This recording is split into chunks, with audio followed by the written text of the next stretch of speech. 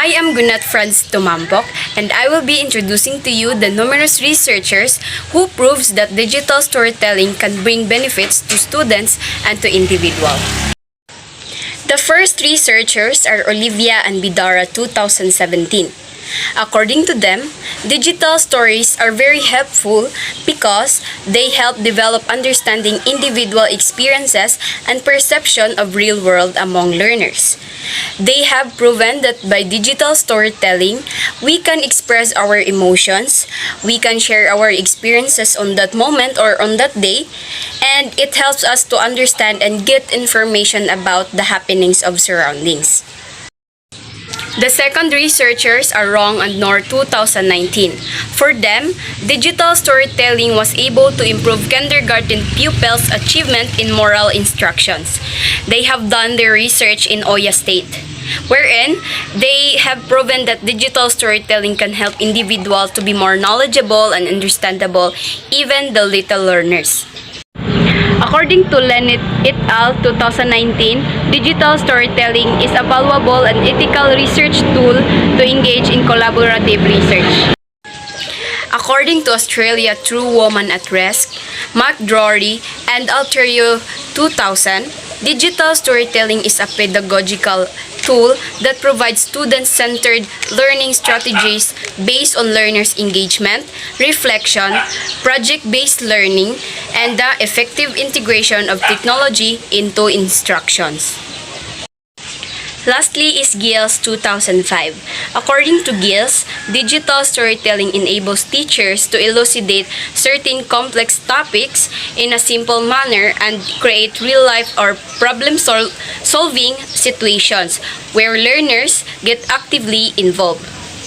Giles proved that educators can also benefit digital storytelling by using it in discussing or elucidating a complex topic to students in a simple manner.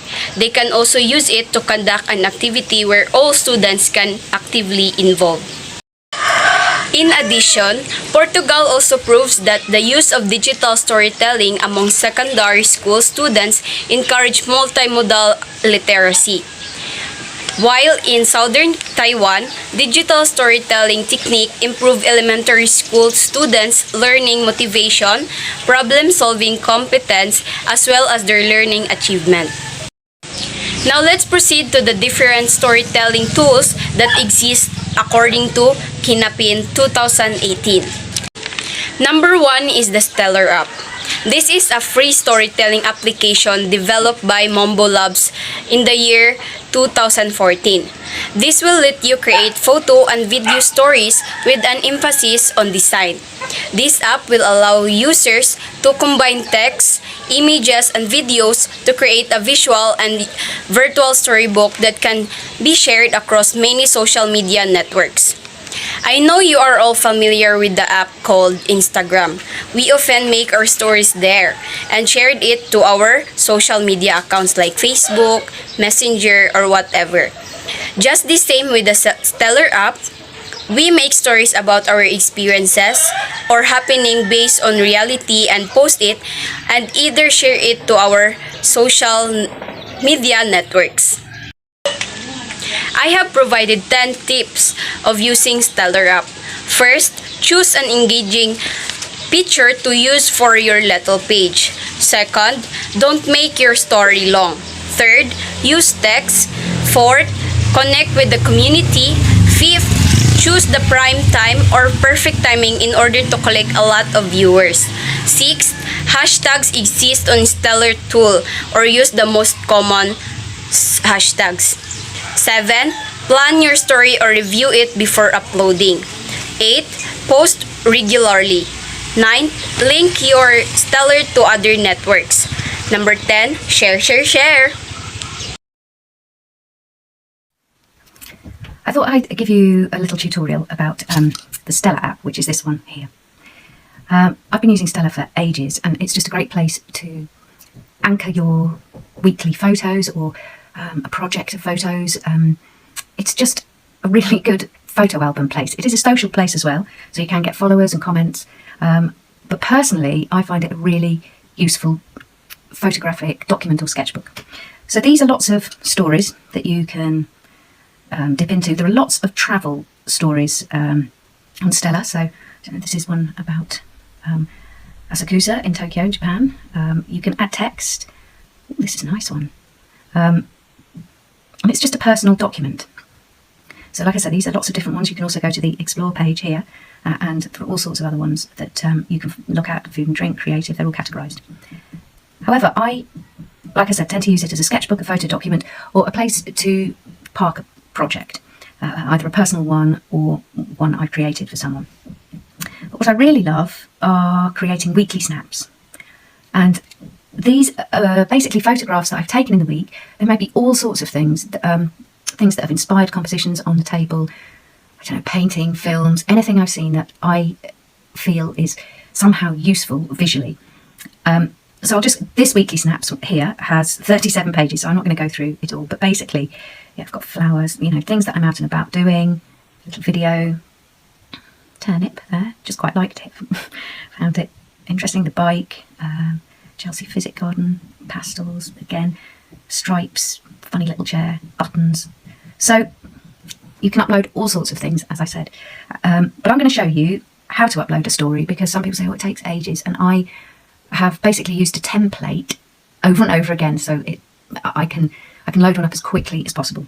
So you go to the plus, and I always choose classic, but there are all sorts of different designs you can choose from. Classic I find is the simplest one. And then it goes to select your media. What I tend to do first is save the photographs I want to put in a Stella story in an album. So I have put these in September weekly snaps. So all these images here potentially can go in this story. Some of them I haven't edited yet, and some of them I have. So I will choose one for the cover page first. Why not this one with mucky hands? So number one that you choose is always going to be the front cover, but I'll show you later how you can swap them around. So for now, I'm just going to add them like this, because this was the order they were taken. Sometimes I don't put them all in. So 20 is the maximum upload, and then you press import. And wait a little while. So as I said, the first one you put on is always going to be the title page. I'm going to change that. You double tap.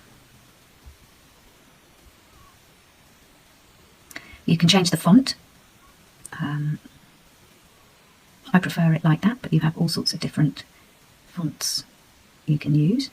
You can also change the size if you want. I'm going to keep it at 36. You can also change the alignment and the colour. Second one is where you put your hashtags. So I'm going to put see what I see. There are lots of stories on see what I see. I'll just leave it at that for now. The second page is somewhere where you can add text. I always get rid of that because I don't want to add text. I just want it to be photos. So I've got lots of photos going on here. I quite like, if they're square, changing the layout so it's a unified look, but it's completely up to you. So I'm going for the third one along, which has no text on it. And then these are all like that, so I just go through changing the layout. So it might take a bit of time, but it's not difficult. And what I tend to do as well is I will add an end page. So I'll go back to my album and choose an image I haven't used in the story. Maybe I use this as an end page. And I change the layout for this. I go right to the end, and because there are all sorts of different layouts you can use. Things like this, where you can add text. I quite like that one. But I just always, for the end page, use this. Because I do a very simple thing where I go more at 5footinf.com, and then I usually do instagram.com/5footinf. Don't actually have to do that, because I'll show you how, because you can put links in here. So then to put a link in, copy and paste, I select that, copy, tap again, add link, paste the link in, and then it becomes underlined, so it will take you directly there. You can do that to anything. It doesn't have to be on a website, it could be on the word more. copy. So you might just want to link it, I don't know, to your Instagram or your Facebook, or you might not want to link it at all, but I just do. If you want to change the order of any of your photos, you go tap on pages and you can shift them around. Put there. These are Cheeks' paws, by the way. I might put them next to my hand. So you can sort anything out like that. And then if you wanted to change the layout, you could. If I want to add text, I often use this one, and you tap on it and you can write anything you want. I'm not going to do that. I'm going to go back to the layout that I wanted. So when you think you've got it all together, you can have a little look at it like that. And literally, I think the stuff that takes time on Stella is the text. And so I'm all for saving time and making things simple. So I prefer to just make a very basic weekly story. And then you can have a look at how it's going to look when you press preview. And it's like a flip book. There. So that sort of looks okay. Kind of always go back. You can always go back and change something, change the order of something like that. And then when you're happy, you press done or save. So then it will save in your drafts. When you're ready to publish it, you go back into it, go back into edit story, back into preview, and then publish. So when you're ready to publish, which I am now, publish, and it goes to uploading. It takes a little while. It takes longer if you have lots of video, and the more photos you have, it takes longer to upload. But I think I've got 21 pages or something, so this is just an average one. So story published, and then it gives you the option to share on Twitter, and I'll do that later actually. What I might do is share it on Pinterest because it will save the front page. And so I've got Stella Stories. There you go. And you go back to Stella and then press done. And there it is.